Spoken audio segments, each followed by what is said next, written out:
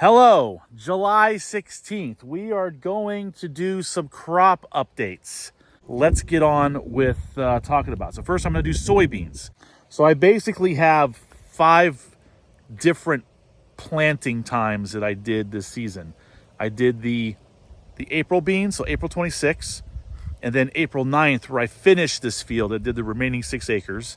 Then I got the rented field, and then I got the 4.5 acre field behind the go-kart track, and then the 10 acres behind the farmhouse.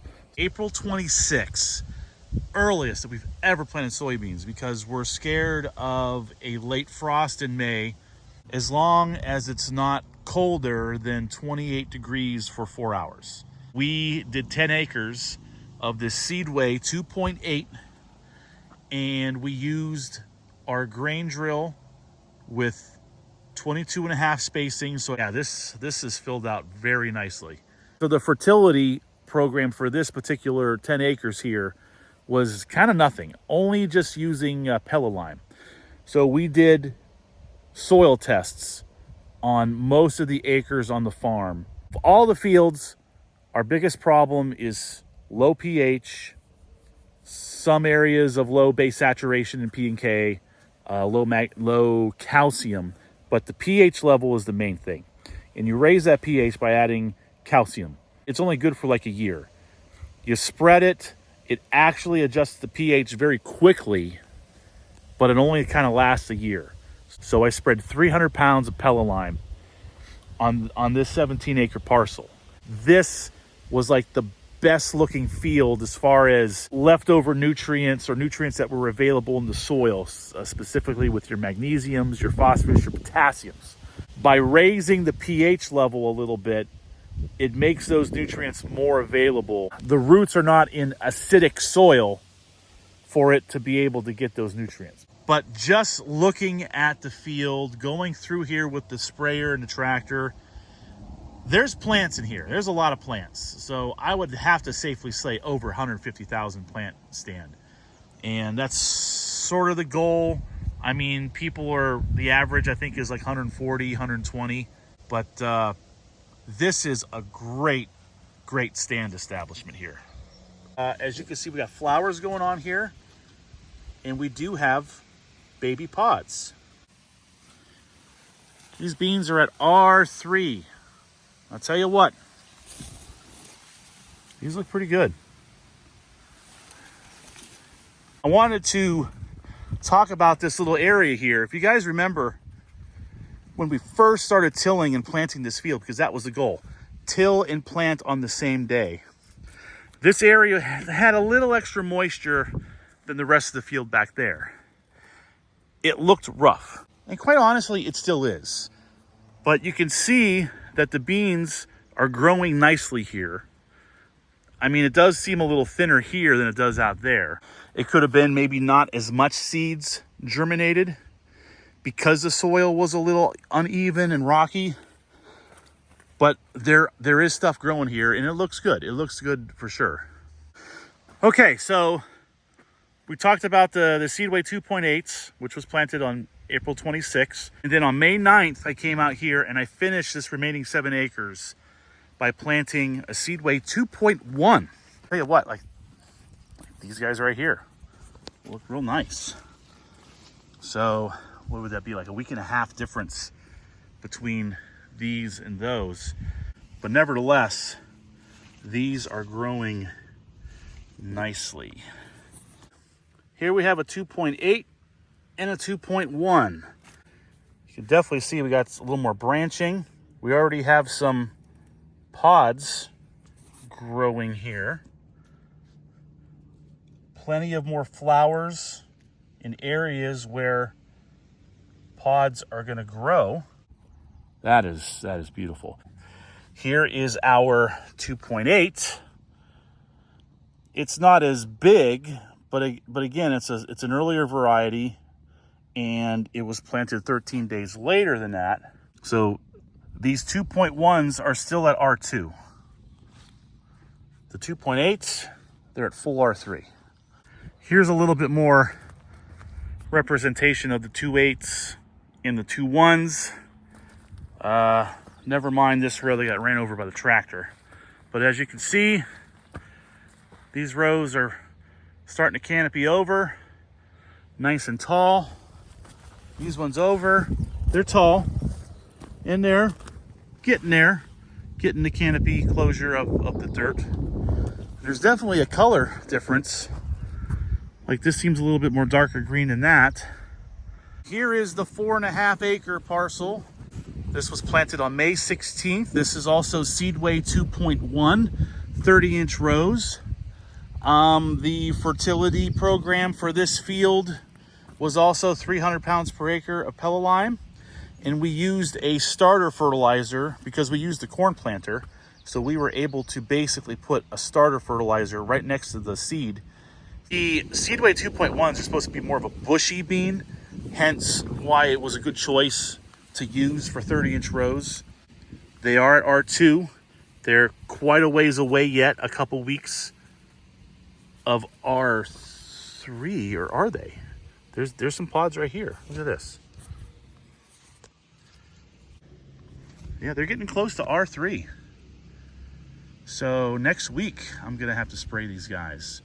There's also like this 1/3 acre sliver, and right around the bend, it just got devastated by animals and deer and woodchucks. I kind of replanted that back in June, and whatever came up got eaten. But you can also see areas where I did replant. You can see like the smaller rows mixed in with the longer rows there. Just so something's growing, it'll produce grain. So something will come out of this. Every little bit helps.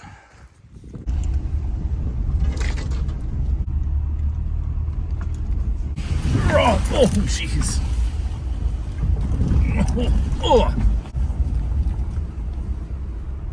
Okay, we made it out here to the rented field. We are renting this 8-acre parcel from Dan. The NK 2.5, the Extend Flex. The fertility is basically just a starter fertilizer, 400 pounds of 5, 15, 30. Also a little bit of Pellalime in with that fertilizer. 30-inch rows, planted on May 15th. These look fantastic. I mean, holy shit.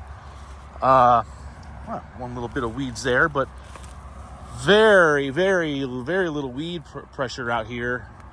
I did do a 2-pass in this field. I did a pass basically the 1st of June. But goddamn, this looks fantastic.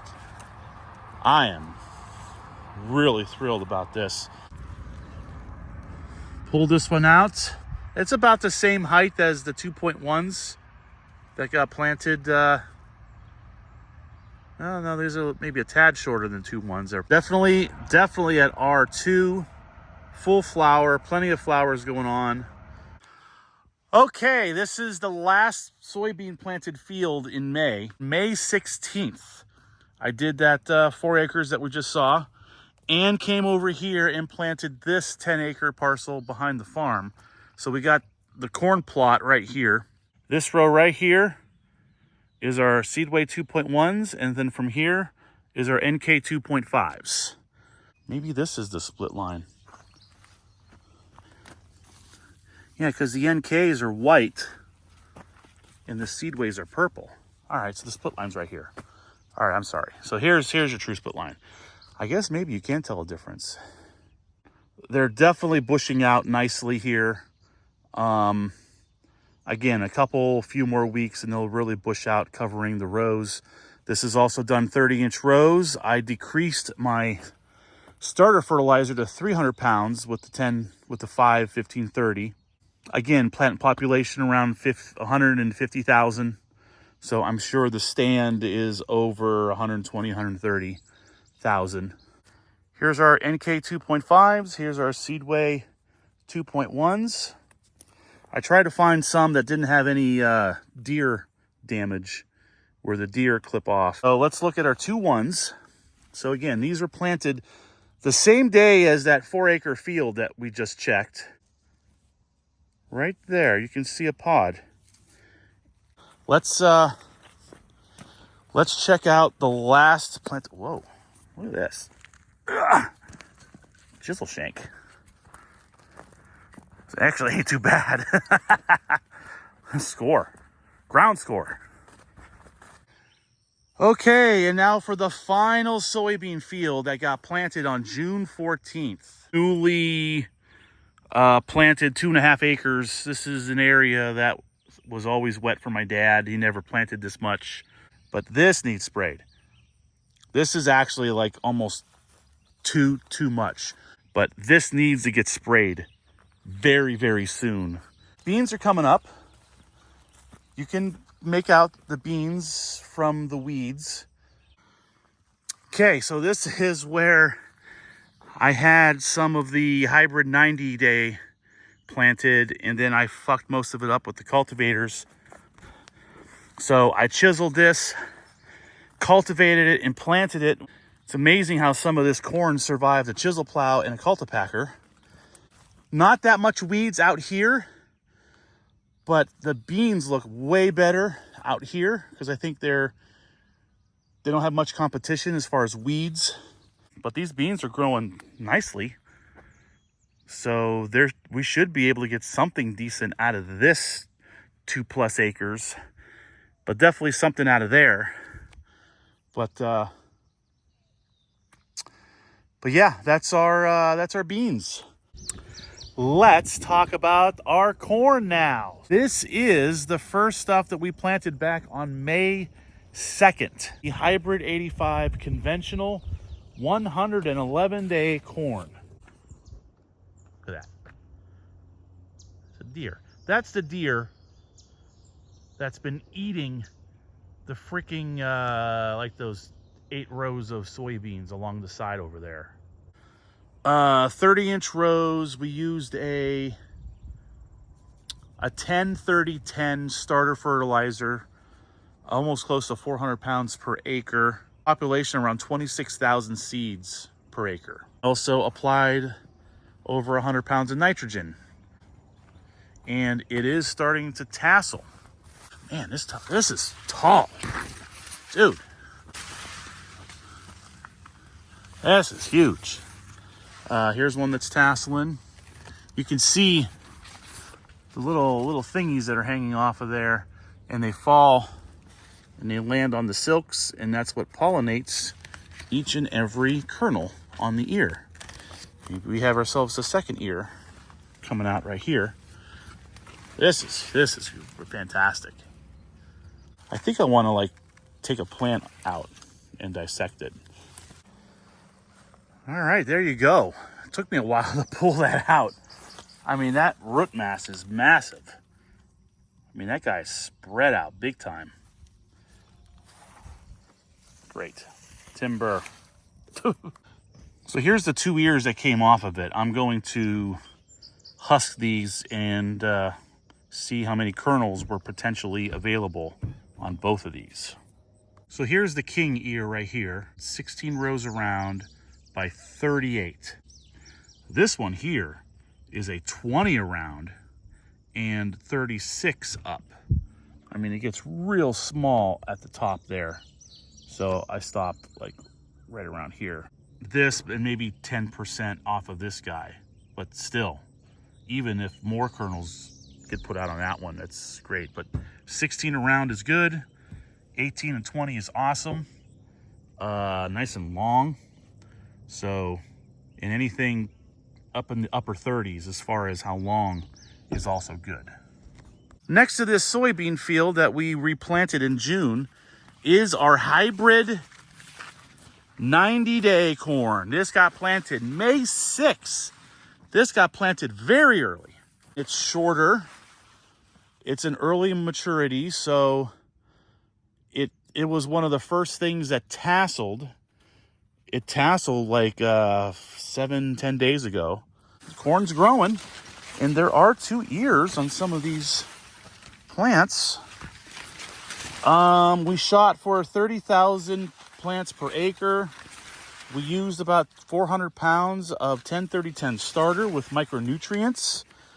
We did spread 300 pounds of potash per acre in the spring. This got chisel plowed and planted right after, but we just didn't do a good job managing the weeds with the chisel plows. This one here is an 18 by 36. And the second ear is a 16 by 34, maybe 32. Intercrop plot update. Let me give you a quick recap of what I'm trying to do here. I was watching a video and some kid out in Iowa decided to do a test of planting corn and soybeans together, trying to maximize your return on investment. So someone thought of like, well, what if we put like an actual cash crop in between, like soybeans? In between the corn, you plant soybeans in the hopes of, if you still maintain like your average yield expectancy, then after you combine the corn, and you come in here with the grain head, and whatever you can get out of the soybeans is literally a bonus. Even if it's like 20 bushel, at $10 a bushel, that's $200 extra. Making sure that the corn cobs, the corn ears are high enough to get with the combine, because the combine is going to go right in the middle. The wheels are going to be in between the soybeans. Then you come in with your soybean grain head and you harvest the beans. This looks pretty cool. This looks good. So let's talk. Let's see what we got. It was planted on May 14th in 30-inch rows, but I had the units. I had corn in this unit. I had soybeans with the soybean meters in this unit, soybean meters, and then corn meters. I was shooting for 30,000 seeds per acre, 150,000 seeds per acre. And basically I went down, turned around, and came back to do a twin row. Hence, I have my 60,000 seeds per acre in this twin row. Basically, 300,000 seeds per acre, I guess. Walking in here with these beans. So this is an NK 2.5. So it's the same stuff that I've been using at the rented field and also behind the farmhouse. The corn is a decob 90 day. It's a DCK 40-77. Let's look at the beans first, dude. These beans look fantastic, man. I mean, they're up to my thigh in spots. This just looks beautiful. This is beautiful. So let's look at the corn now. They're really packed together in the twin row. But again, the beauty is there's a space and sun is capturing. Oh, one more thing. I purposely planted east to west because the sun comes up from the east, and as it comes up, it'll shower sunlight in between the rows throughout the entire day. So the beans are getting some light as well, but the corn plants, they're getting sunlight too. All right, let me grab some ears here. So here's one with 3 growing ears. I mean, pretty much at every node on a corn plant is a baby ear. Like even down here on the 4th leaf down from the king ear, there's a viable, possible ear that can be made. What's kind of cool is you can see the ear kind of influences the stalk to kind of like bend around, and then now it's bending around this way. It's kind of cool. The king ear is 16 by 34. The second ear is 18 by 32. And this third ear is 18 by 30. Now, I don't think anything would come to this, but there were silks coming out. Yeah, if there was any kernels out of this guy, it would definitely increase the kernel count per stalk. You can see how it's wee-wah where the ear was. It's kind of cool. Very interesting stuff. Very cool. So in conclusion, Intercrop field is moving along. We're already at silking. I'm hoping that the corn is going to be ready to harvest the first weekend of October. So it's going to black layer the beginning of September, and then it has the whole month of September to dry down enough. Hopefully we can combine this when the corn is around 24%, 22%. And then we're going to throw it in the grain bin and we're going to dry it like we did last year. And switch the heads on the combine, switch it over to beans, and then combine the soybeans, and we'll see how much soybeans come off of that. That's a pretty sight. But yeah, so that's the Intercrop update. It's growing really good. It's really promising. We got a lot of plants that have double ears. I'm going to say 4 out of 5. And I found some with 3 ears. But again, is that third ear, are we going to do anything?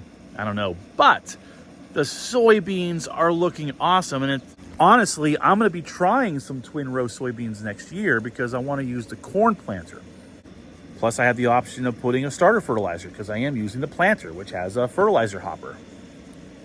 I'm also going to be rigging up a sprayer boom on the rear of the sprayer. So as I plant, I'm also spraying a Group 15 residual herbicide so that no weeds come up at all for at least the first 4 weeks. This year so far is looking good. It's been a great year. We'll be getting rain every week, especially at this time where things are tasseling and we're at the R1 stage of the corn. We're at the R2 stage with the soybeans. So far, so good, but we're halfway through. We could get tornadoes, hails, apocalypse, asteroids, zombie, anything could happen. So we cannot count all our chickens yet before they hatch. All right, thank you.